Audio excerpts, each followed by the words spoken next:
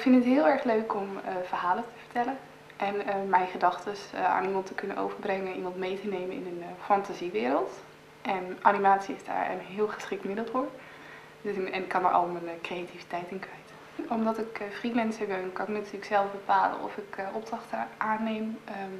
Als ik het heel erg druk heb met bijvoorbeeld nu nog mijn opleiding, dan kan ik wat minder doen. Maar het is heel goed te combineren, ja. Ik vond illustraties altijd wel heel interessant en daar kwam ik eerst in eerste instantie ook voor.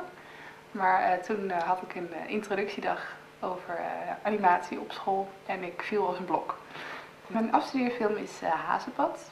Het is een verhaal over een jonge haas die opgroeit gewoon bij zijn moeder. En ja, het is heel veel natuur komt erin voor, ook de nare kant van de natuur, dat dieren doodgaan. En ik heb daar geprobeerd een mooi verhaal mee te vertellen.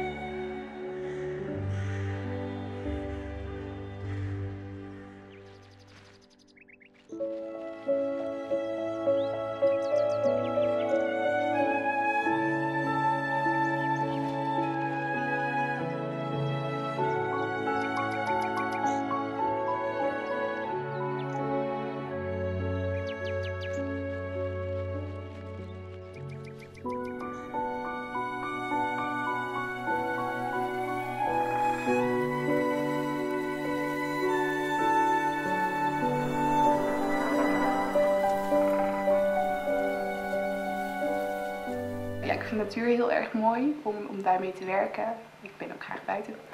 En verder ook wel gewoon het idee dat van doodgaan en toch daarna weer verder gaan. Ja, dat vond ik wel een heel mooi thema. De hazenpad heb ik denk 3/4 jaar aan gewerkt. Dus echt de beginfase, het opstarten van je verhaal, het moet echt goed zijn. Dus daar moet je gewoon de tijd voor nemen. En uiteindelijk het uitwerken, omdat ik in mijn eentje alles heb geanimeerd en alles heb gemaakt qua beeld. Ja, daar doe je er best lang over. Terwijl het is eigenlijk maar een filmpje van 5 minuten, maar daar zit heel veel werk in. Vaak maak je een beetje van die krabbeltjes, bijvoorbeeld als je in de trein zit in zo'n doedelboekje. En omdat ik natuurlijk voor mijn afstudering moest ik wel echt aan een verhaal beginnen. En eerst heb je veel te groot verhaal en dan moet je heel erg klein gaan maken en dan ga je bespreken met mensen. En eigenlijk door steeds ermee bezig te zijn en dingen aan te vullen, ja, zo komt je verhaal eigenlijk. Dus het is een beetje een combinatie van en alvast tekeningen maken van karakters, maar ook je verhaal gaan bedenken van begin, midden, slot, zeg maar. Ja.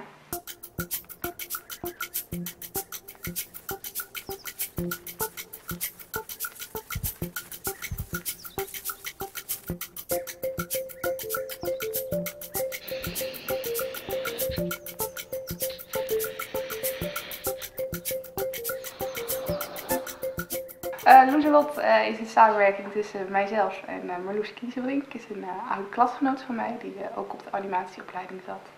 En sinds dat we zijn afgestudeerd hebben we eigenlijk veel opdrachten samen gedaan, vooral animatieopdrachtjes. En een daarvan is,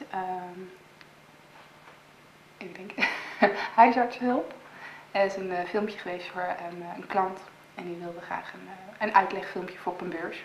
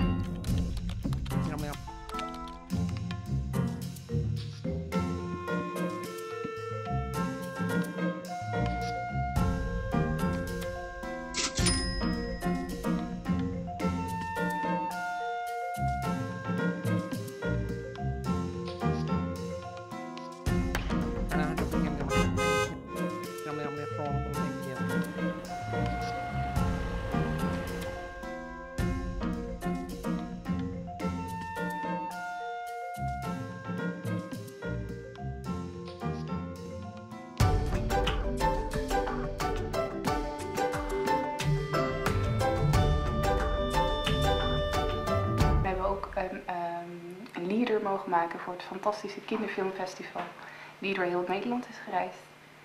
Dit is de zomer 2 die we hebben gedaan. Dus het was heel erg leuk om aan te werken.